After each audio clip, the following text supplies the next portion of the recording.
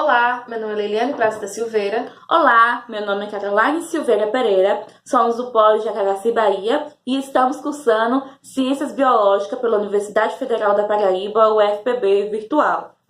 Nesse vídeo de hoje, nós vamos explicar sobre os fatores que as bactérias apresentam e como eles agem biologicamente para determinar uma patologia. As bactérias patológicas são aquelas que podem provocar uma determinada doença, como, por exemplo, a Mycobacterium tuberculose, que provoca a doença tuberculose, a Streptococcus pneumoniae, que provoca a pneumonia, e existem vários outros exemplos.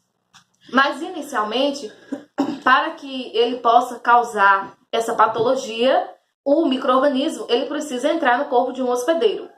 E ele realiza esse processo por meio de portas principais, que são a membrana da mucosa, o trato gastrointestinal, a via parental, a microbiota do aparelho urinário e também pela pele. Para que as bactérias elas sejam capazes de causar uma certa patologia, é necessário uma série de fatores. Quando o micro-organismo ele entra no corpo do hospedeiro, ele precisa se aderir às células epiteliais. E ele faz isso através das fímbrias, que são produtoras de adesinas. Nesse caso, as adesinas agem como importante fator na ação biológica de patologia, pois elas se ligam aos receptores de superfície no hospedeiro e elas impedem que o micro-organismo seja removido do corpo. A cápsula bacteriana é uma estrutura que está presente nas células procariontes.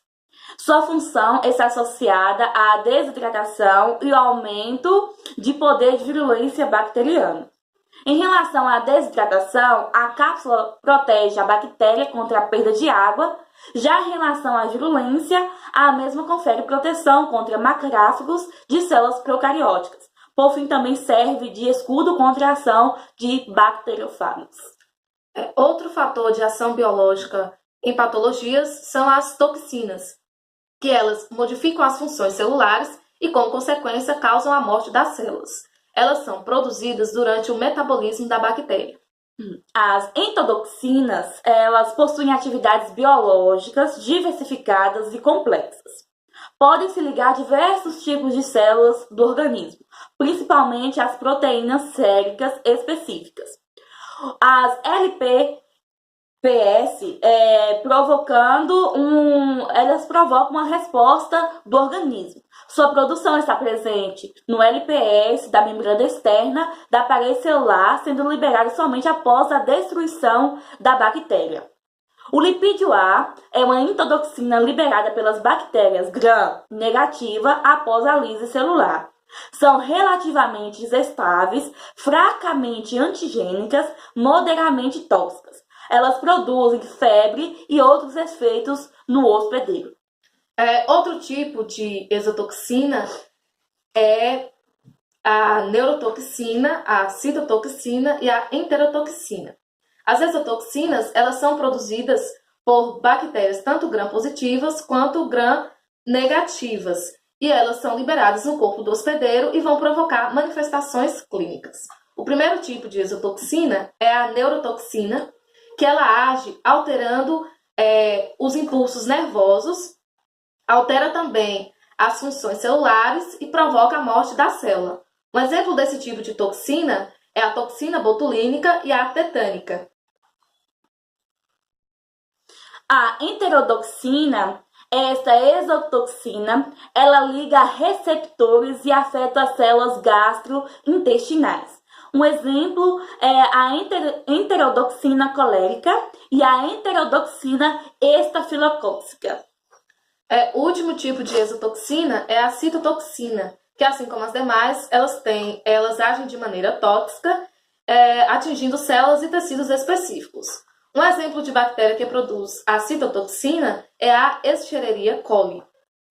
As enzimas são outros fatores com ação biológica em patologia. A catalase, ela transforma o periódico de H em O2 mais H2O. Todos os estafilococos são catalase positiva e o Streptococcus são negativos. A bactéria produtora da catalase, ela elimina os radicais periócitos e subperiócitos do metabolismo, melhorando a condição do meio. A fibrinosina, ela é uma enzima que desenvolve coágulo de uma fibrina quando ocorre naturalmente uma coagulação do mecanismo, este utilizado para a bactéria se disseminar. A lipase, ela hidrolisa os lipídios, o nuclease, ela hidrolisa o DNA, a penicilase hidrolisa o anel da penicilina B-lactamases. Outra enzima de ação biológica é a coagulase, que ela atua convertendo o fibrinogênio em fibrina. Durante esse processo de conversão é onde os coágulos são formados e eles impedem que ocorra a fagocitose. A fagocitose ela é um fenômeno de suma importância para a proteção do organismo, pois é onde os fagócitos eles se englobam e eles destroem partículas sólidas e também destroem os micro-organismos. Então, quando a coagulase está presente, a fagocitose não ocorre. Então, torna o corpo desprotegido, tornando mais fácil que as bactérias desenvolvam patologias. Outra enzima é a hialuronidase. Ela atua hidrolisando o ácido hialurônico do tecido conjuntivo e ela estimula a propagação de estafilococos no tecido.